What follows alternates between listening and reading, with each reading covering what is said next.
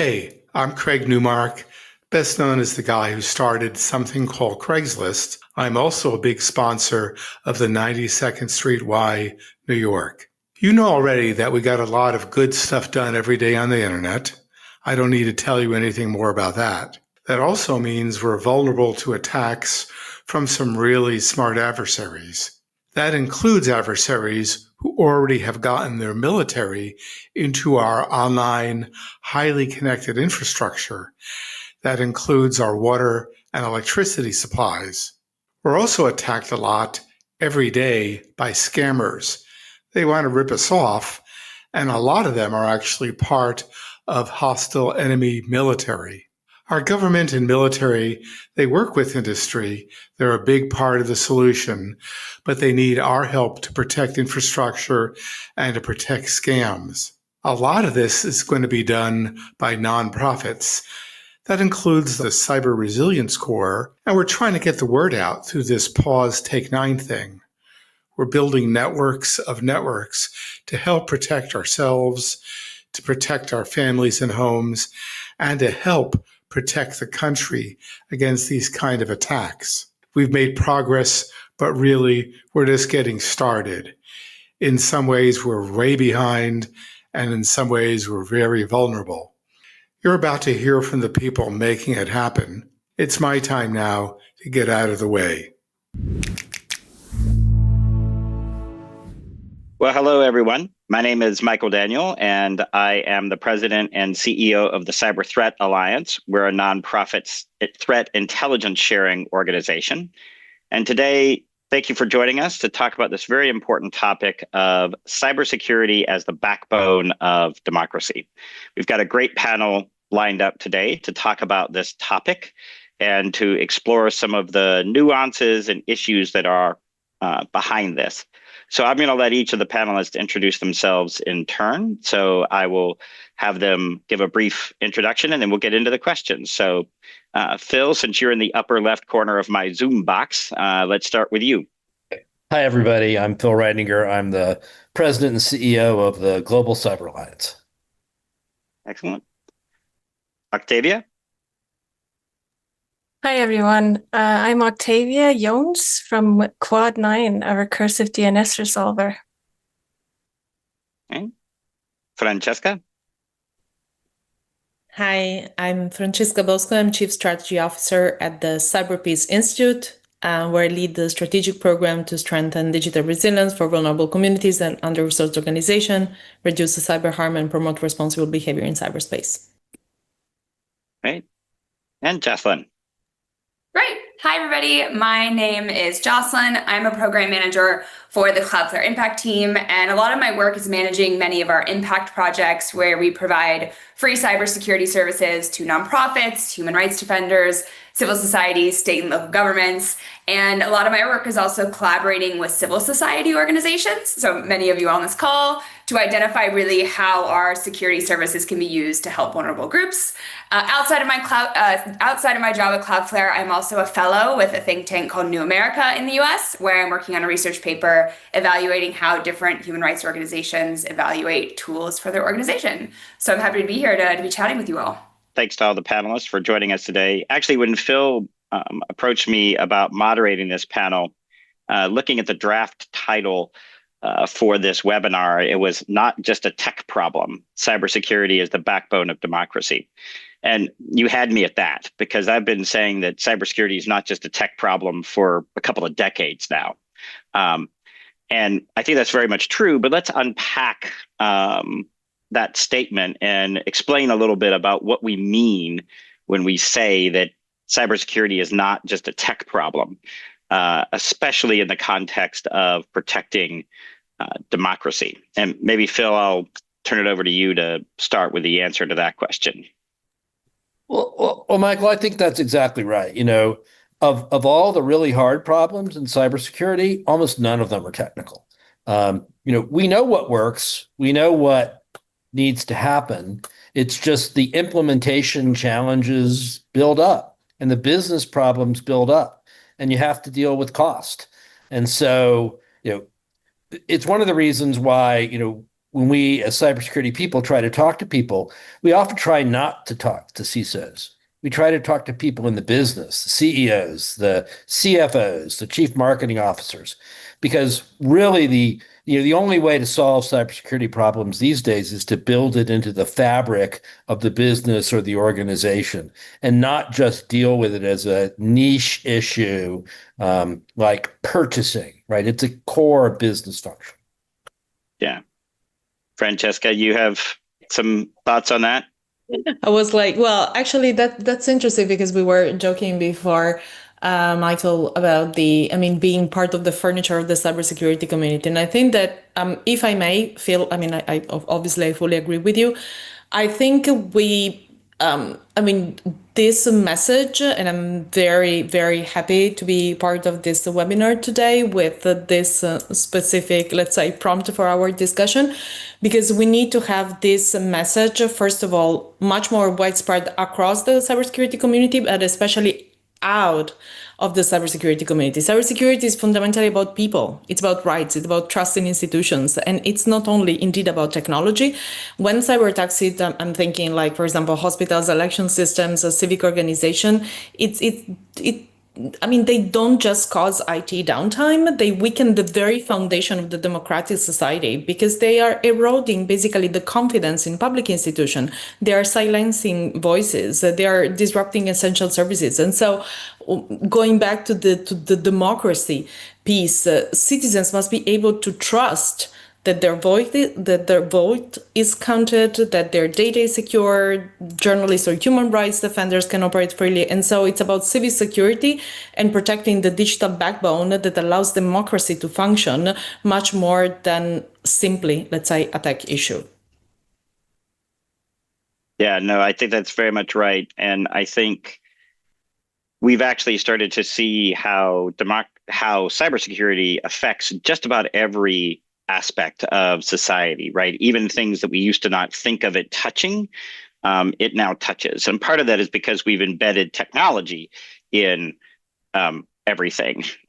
Perhaps sometimes stuff where the technology doesn't really belong, but nevertheless, we've embedded the technology there. I know, Jocelyn, like Cloudflare really does a lot of work in this space, and really thinks about how to protect users and other things, particularly activists and other things in countries around the world. Can you talk a little bit about sort of Cloudflare's connection to both cybersecurity and democracy? Yeah, and it's a great title. I love this, and I couldn't really agree more. So one of the things about Cloudflare is that we operate this huge global network. We have more than 300 of these data centers around the world, and really our mission is trying to make websites faster and more secure. So really with this global system, it all works together to kind of handle incoming traffic for any type of website that's using us. Many times, people don't know that all of this is happening in the background when they're visiting a website.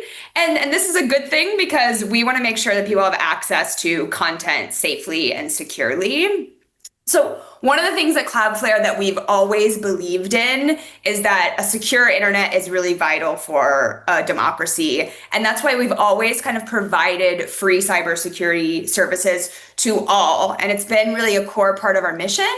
And we've also integrated that into our business practices since the beginning of the company in 2011. But specifically when we think about the nonprofit space, back in 2014, we launched Project Galileo, which is our project providing cybersecurity services for free for at-risk groups. And originally when we launched the project about 11 years ago, it was originally with the idea to protect free speech and journalism websites who get these cyber attacks because of their work or taken down or have kind of sensitive information kind of stolen from them and putting them even more at risk. So with this Project Galileo, we collaborate really closely with experts in the space, such as the Global Cyber Alliance, Cyberpeace, to really figure out where our services are useful in this type of space. And I can say, as of today, we have more than 3,000 organizations in 111 countries. Originally, idea of protecting free speech, and now it's kind of grown to the nonprofit world, organizations that promote democracy worldwide, human rights defenders. And I think that's a really core part of how we think about ourselves in the cybersecurity space. And kind of taking a step back out of that, over the last 5 years, we've also seen this really big shift with governments recognizing the protection of civil society online and recognizing that it's not just a niche issue, but protecting these groups isn't about just helping activists, but also kind of safeguarding democracy. So through our impact projects, we're always kind of collaborating with all these different people in these different groups to figure out, are there new initiatives that we can launch to provide services to nonprofits promoting voting rights, state and local governments running elections, the campaign space, and kind of making sure all these groups have the tools to be able to stay online and be secure. Yeah, and we're going to come back to sort of the intersection of all of those things that you were talking about as why those are important to sort of how the system functions.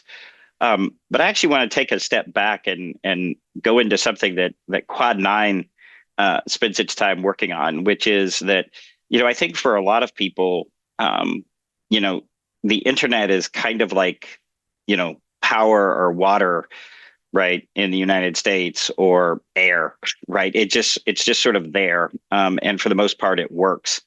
And people don't really think about all of the infrastructure that it actually takes to make this all work. And it's really kind of amazing when you think about, how the global internet works.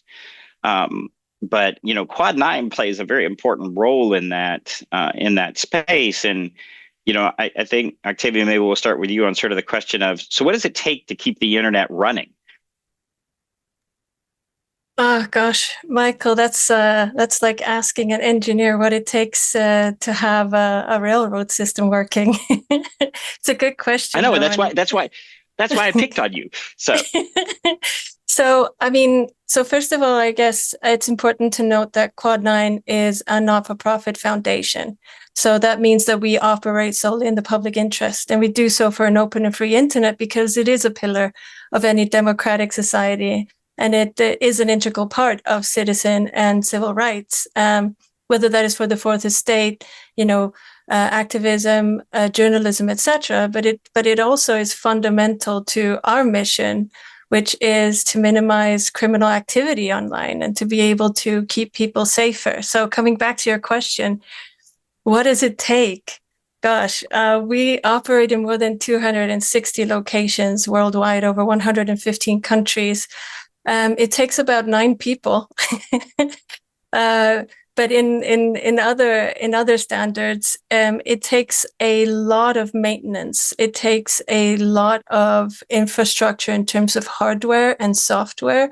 And it does take a core mission that is very clear, which means that in some of the places that we offer our services, so we're global. Anyone, anywhere can choose to resolve through us, but not everyone knows that we're there or understands the power of the specific layer of the internet that we work on.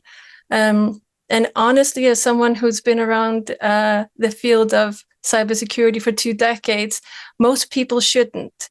We shouldn't have to double check whether we are following the standards of ISO when it comes to the asphalt on our roads. We shouldn't have to double check whether, the safety belt in our cars actually function or work or are being done according to safety standards, right? So ideally, the level of the internet that we work on, which is the domain name system, it's the one where you go www.philsawesome.com, and it takes you to the place on the internet where that website lives, right?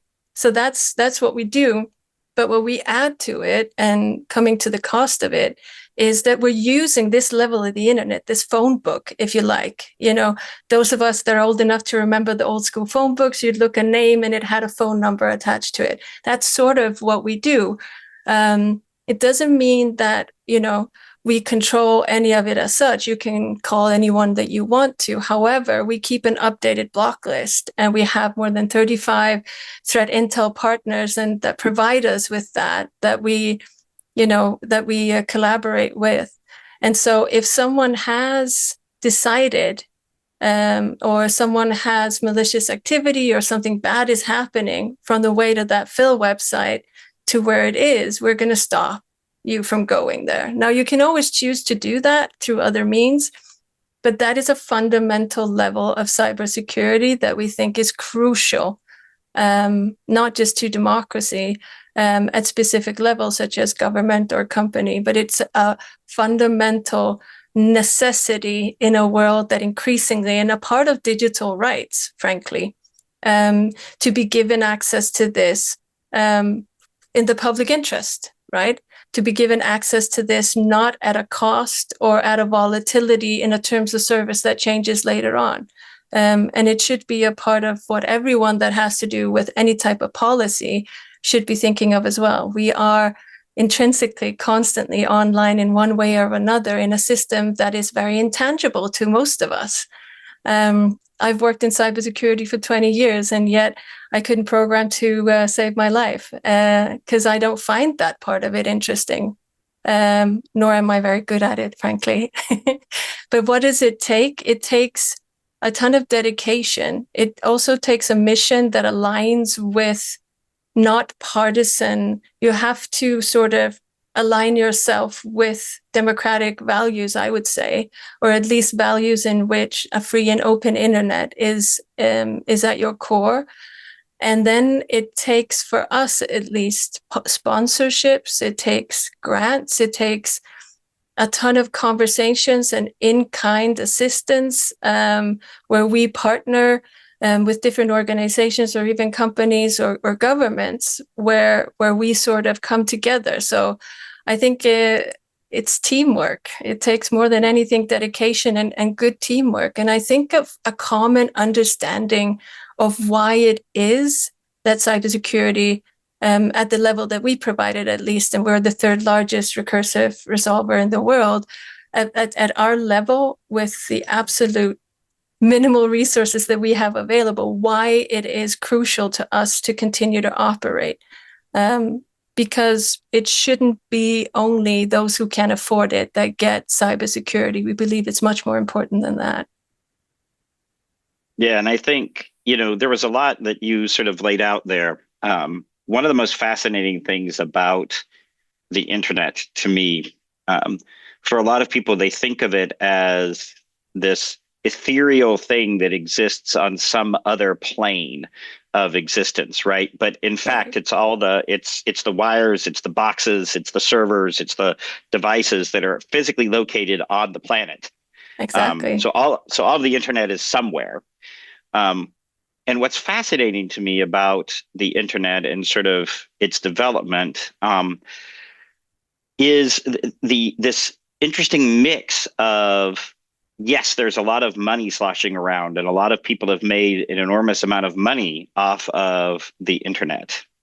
At the same time, there's been this ethos of sort of, volunteerism and nonprofits and other things that have been very deeply embedded in the functioning of the internet from the very beginning, not just in cybersecurity, but in literally the functioning of the internet itself.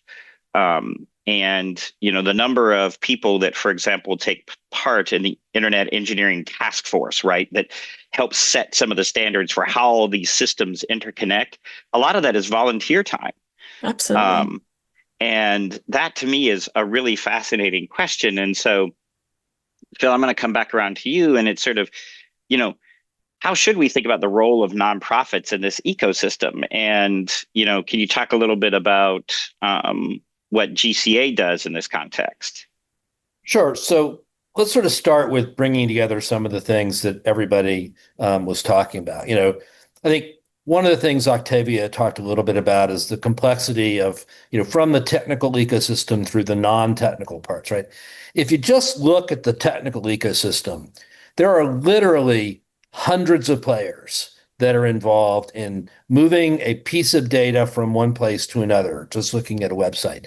It would bore the listeners to no end to learn out all of the different services that play in there. But that's just the technical end, right? And you're talking about not even millions or hundreds of millions, but billions of lines of code. They're going to be involved in moving that from the operating system on your computer or your phone through what are all the devices moving along the way.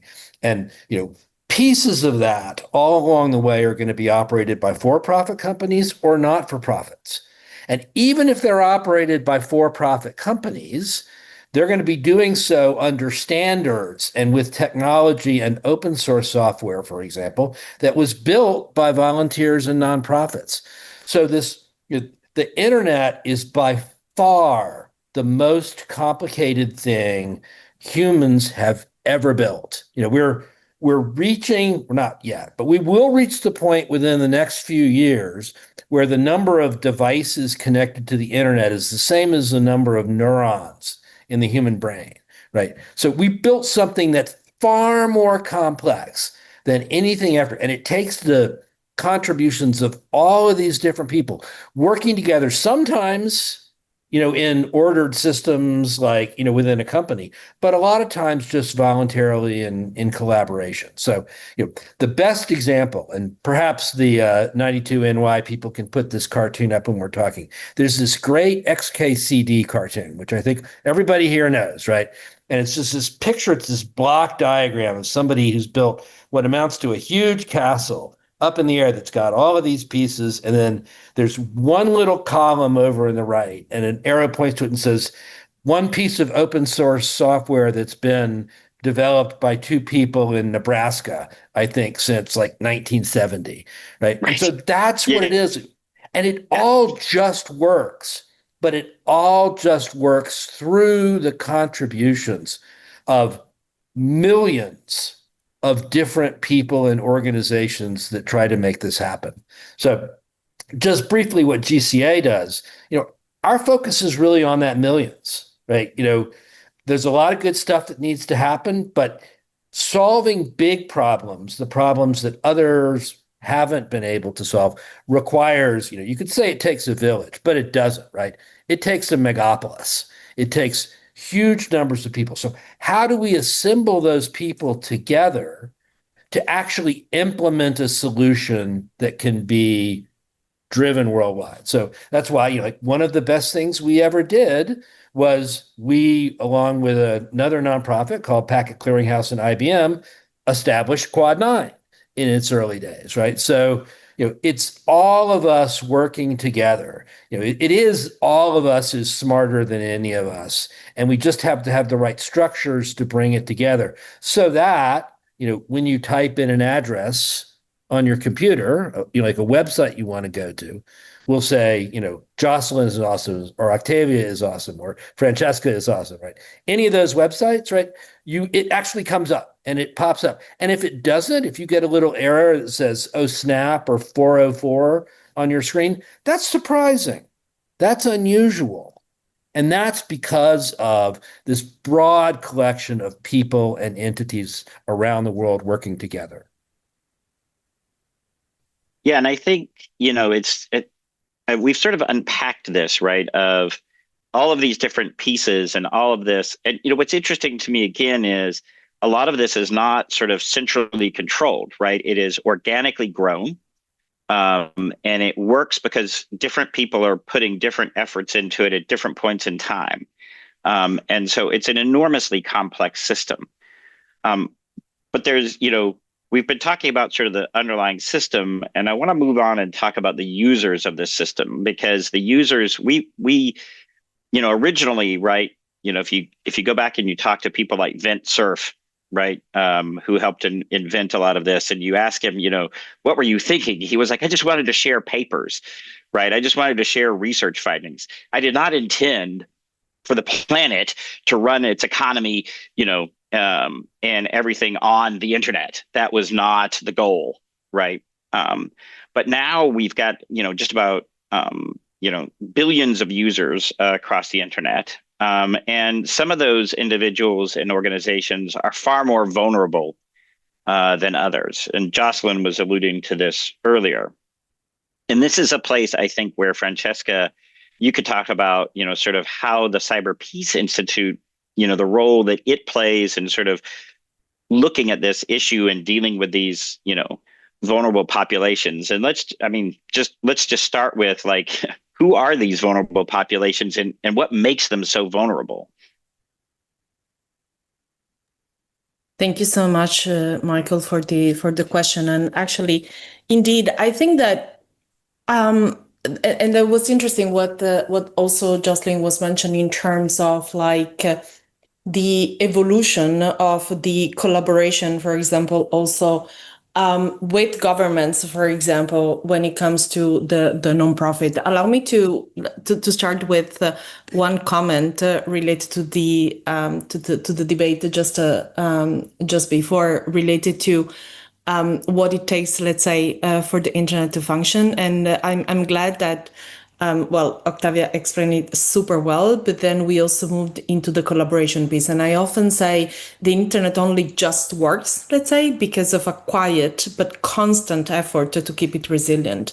And I think that, taking it in a way for granted, both from a technical standpoint and from a human standpoint, it's because, if there's a one success, let's say, of the cybersecurity community, is that we kind of like manage with all the challenges, let's say, to in a way, at least raise the awareness that cybersecurity is treated as a public good. On the other hand, the problem that we are now facing is that because of what you were mentioning, Michael, the fact that everything is connected and we are all part of this heavy digital transformation, as well as let's say, in critical infrastructure that we mentioned before, like the healthcare system or the voting system, also vulnerable communities that are relying on organizations like the nonprofit that were mentioned before are now kind of like at a sort of like exposed to a double risk. Why? Because they are connecting to the internet, but also the people that are helping them are connecting to the internet. And so, and relying much more in their daily job on critical services and tools. And one of the problems that I see here is that the most vulnerable, answering to your question, are often those that are providing those frontline services to society, but they are in a way lacking the means to protect themselves. I'm thinking about like humanitarian NGOs. I'm thinking like those organizations that are running, for example, rural hospitals or like small municipalities. I'm thinking election staff, independent media, before also human rights defenders were mentioned. Again, their work is essential to provide essential services, and they are what I would call target rich, let's say, but resource poor. Why they are target rich? Well, because they have a wealth of data, and as we know, in the let's say among the cybersecurity threat evolution, we moved from cyber criminals being interested in money to cyber criminals being interested in data. But also we've seen the evolution of the, let's say, of the threat actors landscape. So it's not just about criminals, but the let's say the malicious actors component is much more blurring in a way. And this is also why it's also very complex when we are thinking about those organizations that I mentioned before, like other nonprofit that are providing critical services, working, for example, in fragile or high risk environments. These same groups are high value targets. And going back to the double vulnerability, they are putting themselves and their organization at risk in a way, but also ultimately the beneficiaries of their services. And so I'm thinking like cyber criminals, for example, exploit them with ransomware, while, for example, state or state-affiliated actors might use them as pressure points, for example, in conflict or political struggles. So I'm thinking like the current situation with the journalists and human rights defenders that are often singled out for surveillance, harassment, silencing.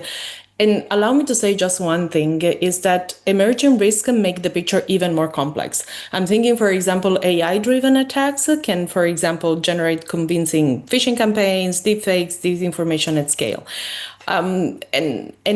Or for example, also automated tools, when we were thinking before about the cyber threat actors, are kind of like lowering the barrier for attackers, while no-profit often lack the resources to keep pace. And it's very interesting the mix that we're having in this webinar, because we can, let's say, tackle the different aspects. One key point is the collaboration piece. So what I'm thinking is that, for example, the way that we work at the Cyberpeace Institute, as I mentioned before, we provide the technical assistance, we highlight and we raise awareness, especially with policymakers, but also with the public at large, about the threats that are impacting civil society organization, but also the harm that cyber attacks are causing. And we're also providing cyber capacity building and support.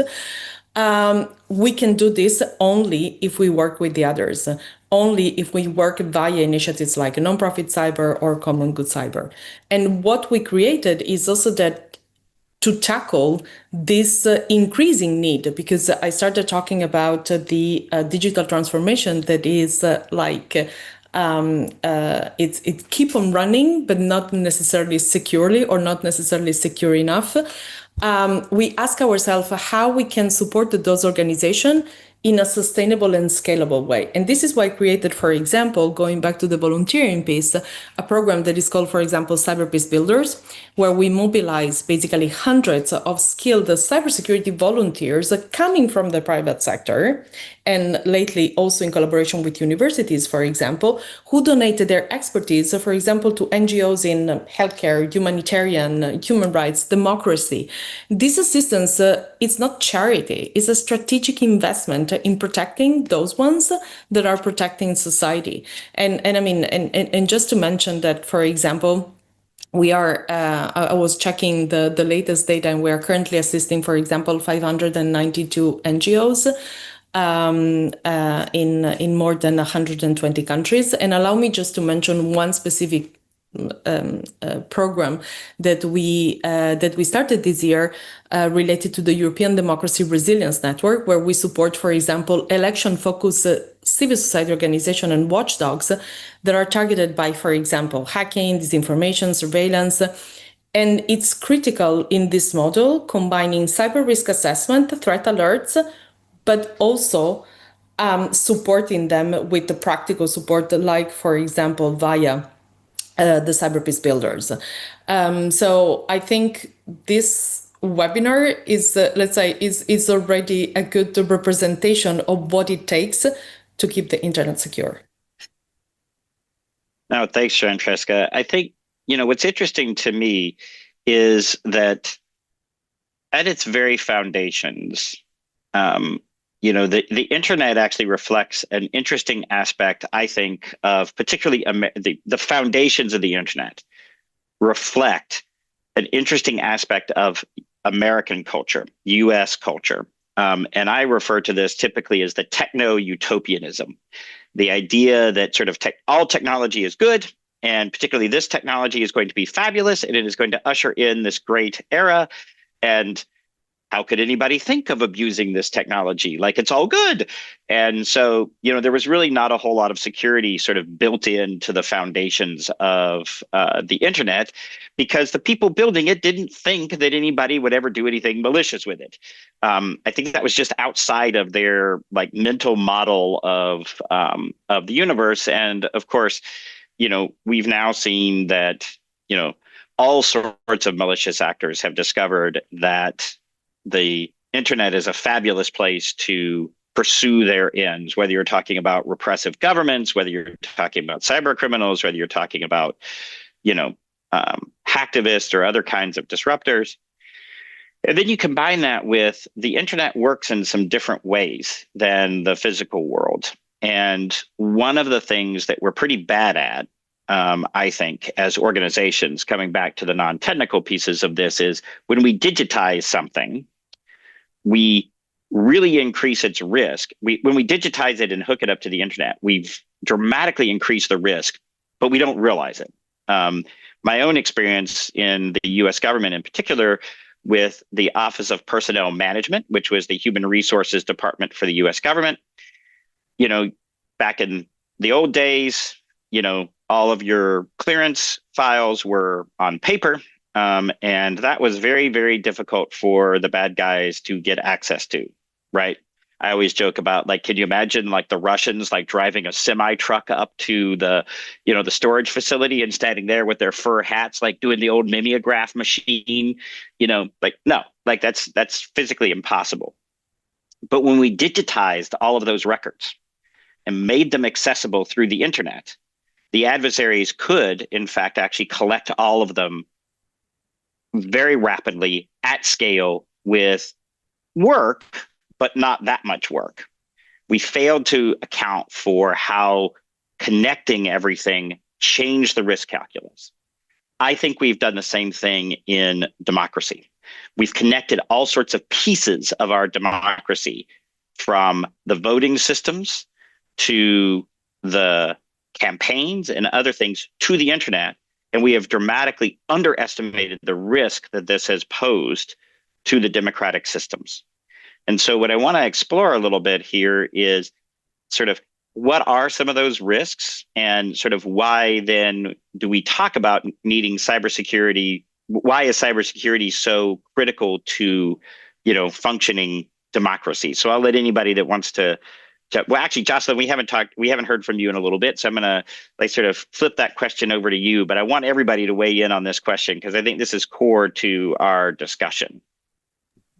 No, I think that makes a lot of sense. And kind of one of the things I've heard from Phil, Octavia, Francesca, and you, Michael, as well, is really the trust part about, we need to have trust in the internet, just like we have trust in democracy, and also the collaboration part. And I think today, so many of the core functions of our modern democracy are built on trust, and they're all happening online nowadays. So that makes protecting the digital infrastructure just as important as protecting some of those most important institutions that we put our trust in.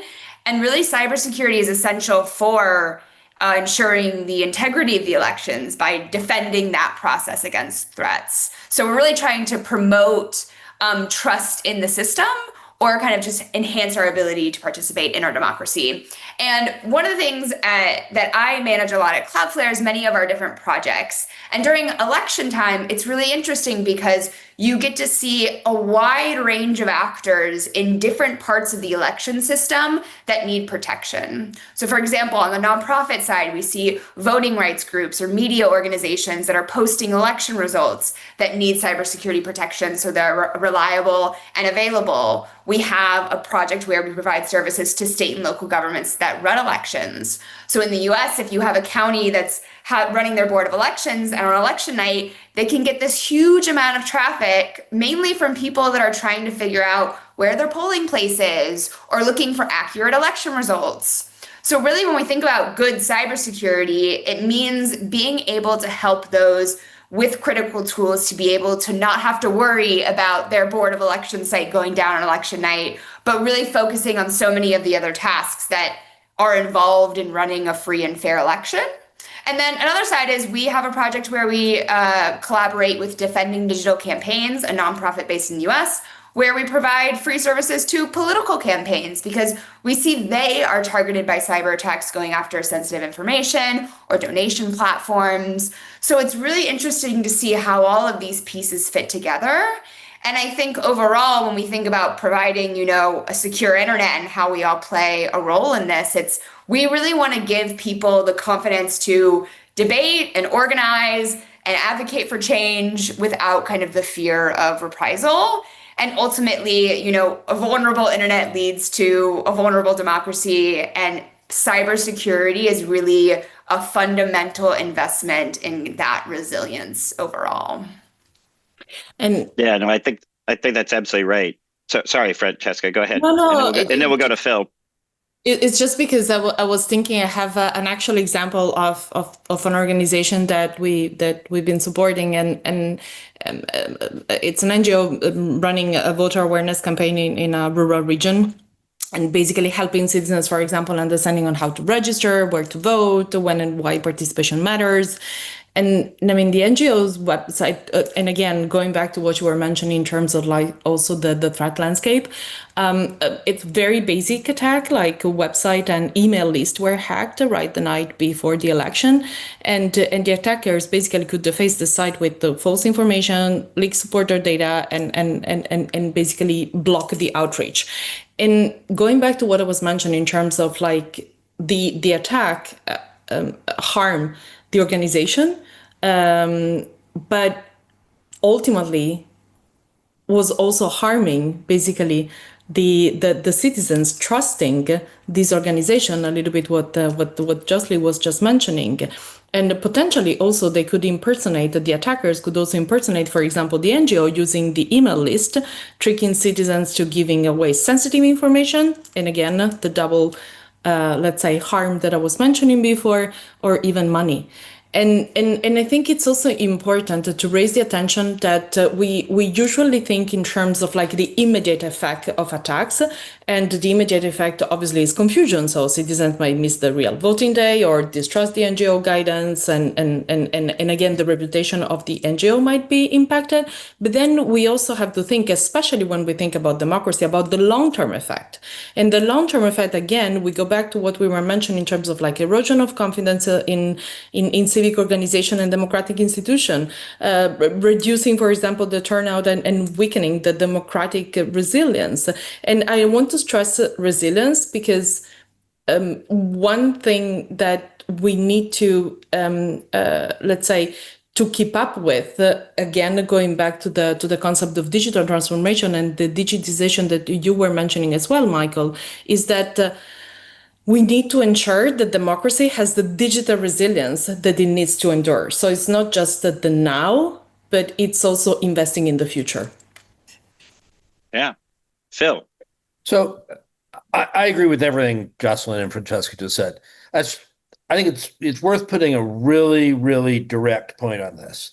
And we in the cybersecurity profession are a little bit to blame for this.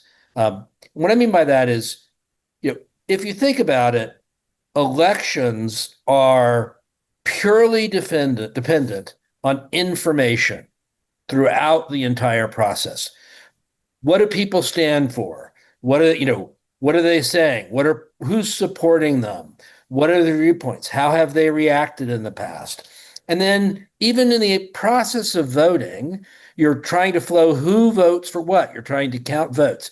It's everything in elections from the start to the finish is purely information dependent. And, it used to be that cybersecurity was called information security. That was the term it was all about protecting information. So the connection was clear. People started calling it cybersecurity because information security seemed too narrow, right? But in point of fact, it shows everything in election depends on this. And so you've really got to ensure the integrity of information flows throughout the entire process. And if you don't, you get to all of the things we've been talking about, not just in the process itself, but as Francesca just said, if the elections process doesn't flow well, if people don't trust the results, they don't trust the information about the institutions, about the candidates, and then the results of the election itself, their entire faith, their trust in the democratic process and the institutions they elect is undermined, right? So it's really elections and democracy are the perfect victim for bad guys to go after society. And the way they do it across the board is undermining information integrity. Yep, absolutely. And I think, Octavia. I just want to, because I think we're tiptoeing around something that's crucial to everything that we do, which is culture. This is, security is culture. And once you secure the processes in which we've set our democratic processes, and they are as secure as we tell them they need to be, that's when you truly have a vibrant and active democracy. And that's where you can trust the processes that you engage in. I mean, cybersecurity is also democratic because for me to be able to exhibit and partake in society on my own terms, I do that based on culture, and I do it with my culture. And if the mis and disinformation is out there, if I can't be trusted and others can't be, you're not just talking about mis and disinformation of political candidates. You're talking about propaganda. You're talking about polarization of entire societies. And, you know, after that, we don't necessarily have, well, history tells us at least that that is not just a slippery slope. That's a cliff. So coming from a nonprofit, you know, organization that runs a fundamental part of the internet at the layer of the DNS, I think it's crucial that we remember that open and free societies, they need open and free internet. And we happen to use that as a security tool to take out harms and block threats to that, right? And so that, I think, is crucial to the understanding of who is it that needs this. Well, low resource individuals need this, and low resource isn't just, but it also is education. Having critical thinking tools to be able to manage all of that. Not everyone has access to that. And that means that our resilience in systems need to be stronger than that. So we can, in fact, trust those. But I mean, everything in society basically is run on technology. That technology needs to be secured. I mean, that's fundamental to the process, and it's fundamental to the folks that, particularly now, we do live in volatile times, but the world as such is always in volatile times, and the only thing that's constant is change. So understanding that our systems need to be free of anything, I mean, that public interest is fundamental to these, so the resilience we build in isn't depending on an individual or a company's whim, if you like, is also something that you see in emerging democracies as well as fully founded old democracies, because like online, things will always be under attack and under threat. The risk profile or the risk management that we have to do. So I loved your story with Vint. They couldn't imagine that you would try to use something for bad. I think that also speaks to diversity, and the diversity in which we need to be thinking and growing our internet, I think is crucial to that. And that is also our infrastructure.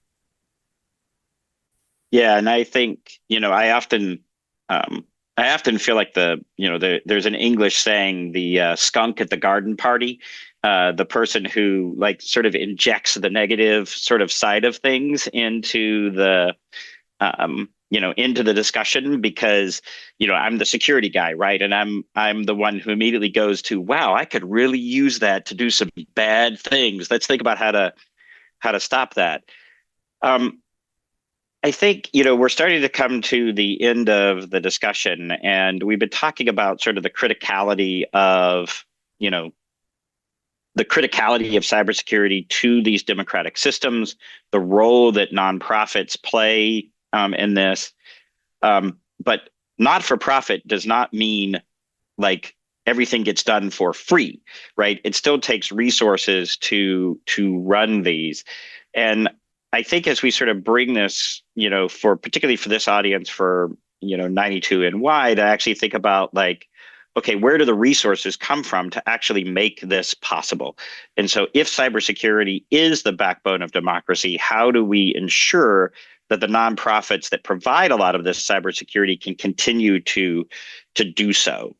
And so I want to, like, as we sort of wrap up, and I'm going to go around to everybody for their sort of their final thoughts on this, like, how do we actually ensure that this system can move forward and we can build in the resilience that Octavia was just talking about? So maybe Phil, I'll start with you, and then sort of, do a round robin to close us out. So in terms of how it happens, the sad fact, Michael, is that it happens by begging and passing the hat, right? So, if you'd see Octa and Francesca and me, all of us, big part of our jobs is going out and saying, brother, can you spare a dime? Because the funding for cybersecurity is super slim. And when it exists, to use some of your phraseology, Michael, it's to build the confabulator 9000, right? When everybody's already depending on the confabulator 4000 and nobody's paying to keep it operating and keep democracy running.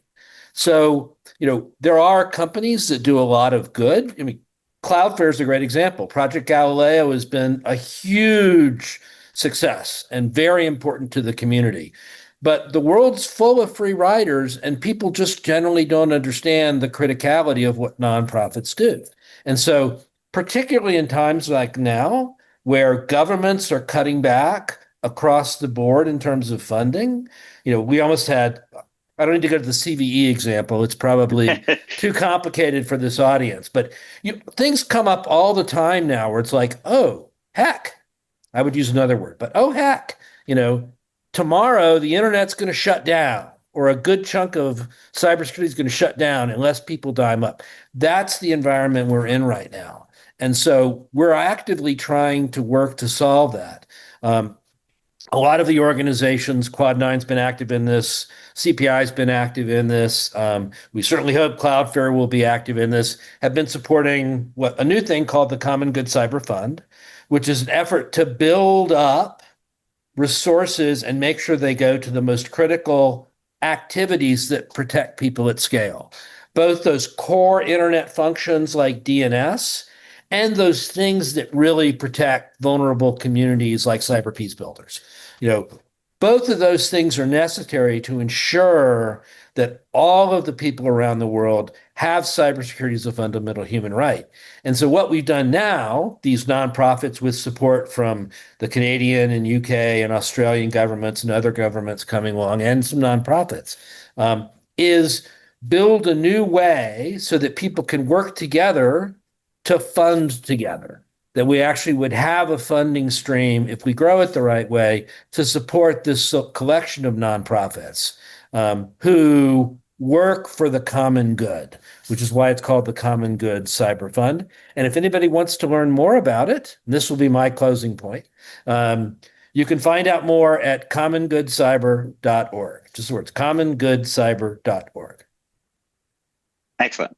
Thank you, Phil. Jocelyn.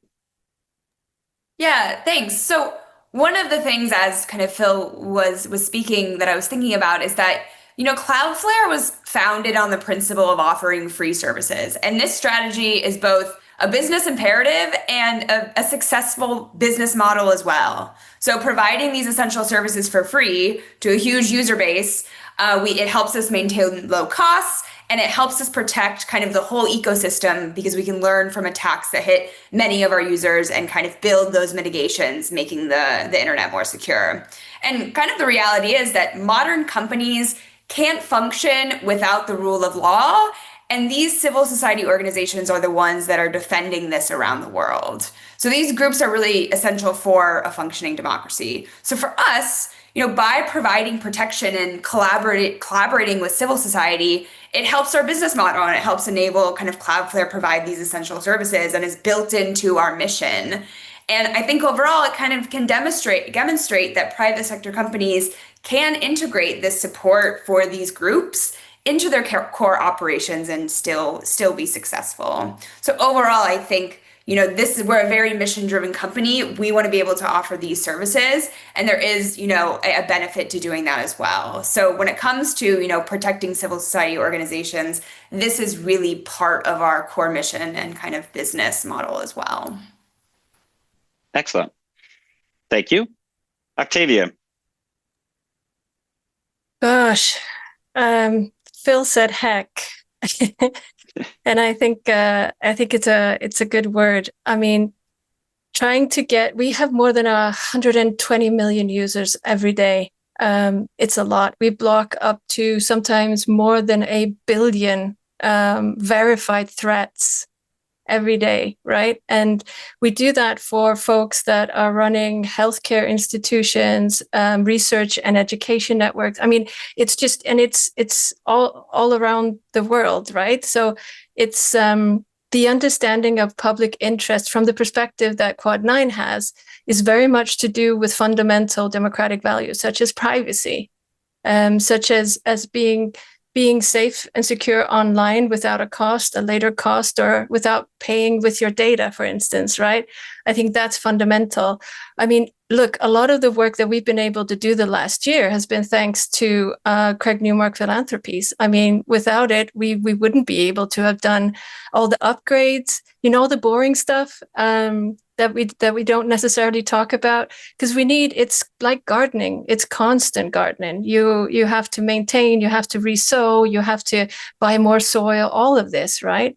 So what it will take, I think it's also understanding that the third sector, as it's sometimes called, or civil society, is not just not for free.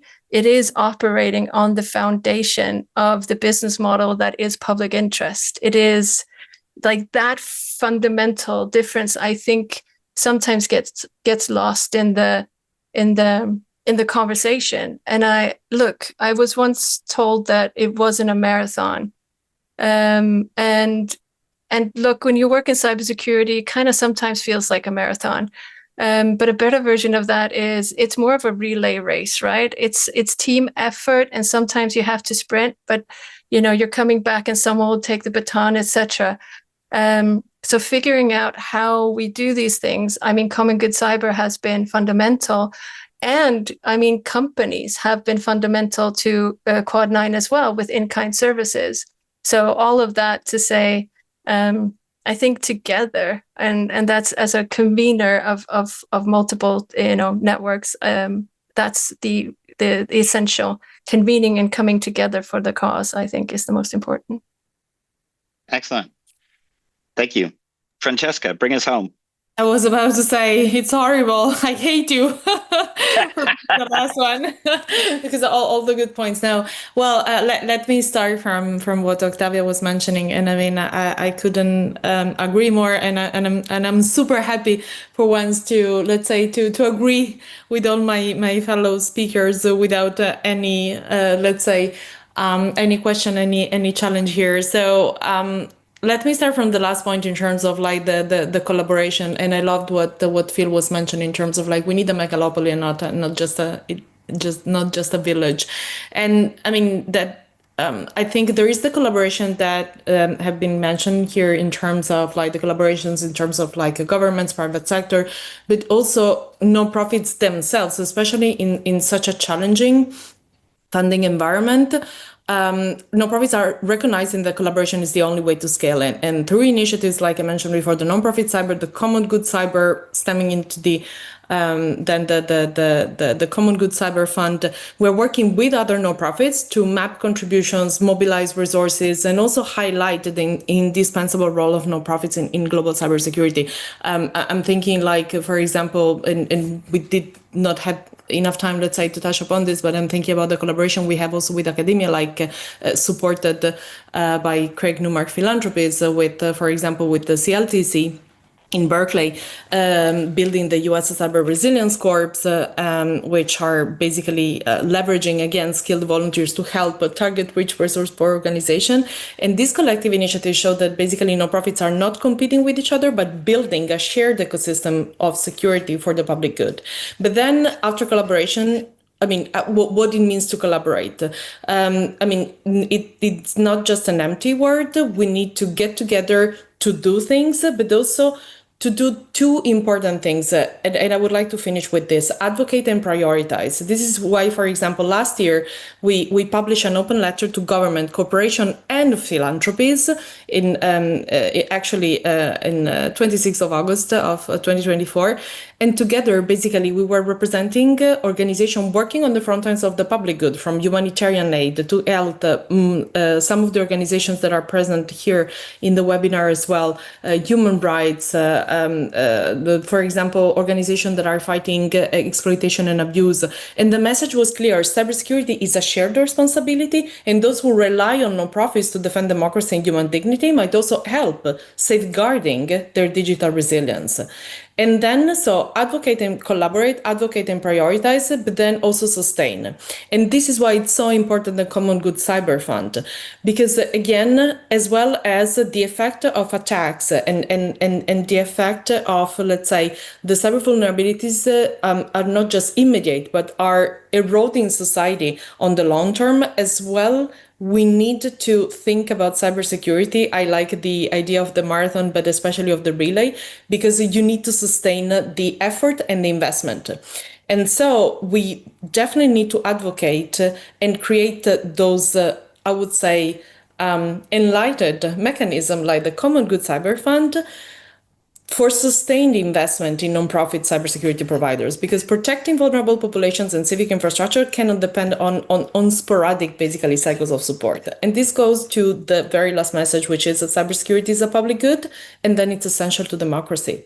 And those nonprofits that are playing a unique role in defending the most vulnerable organization are the very organizations that safeguard human rights, essential services, democratic participation. Investing in nonprofit cybersecurity is investing in democracy itself. And when we protect those on the front lines, we make the entire digital ecosystem stronger and more resilient. Well, thank you, Francesca. That's a wonderful way to bring it to a close. I will just end by saying that there are more choices than people realize. We often act like much of the internet and much of the way that it operates and much of the way that cyberspace operates as if it is some law of nature like gravity. And it is not. The internet mostly operates on the basis of the way that we have set it up. And we have made those choices. And we can make different choices that make the internet more resilient. We could make different choices that make cybersecurity easier and more effective for supporting democracy. So the message that I will end with is you do not have to be fatalistic about cybersecurity. It actually can work, and it can protect and defend democracy to enable it to do all of the things that we've been talking about today.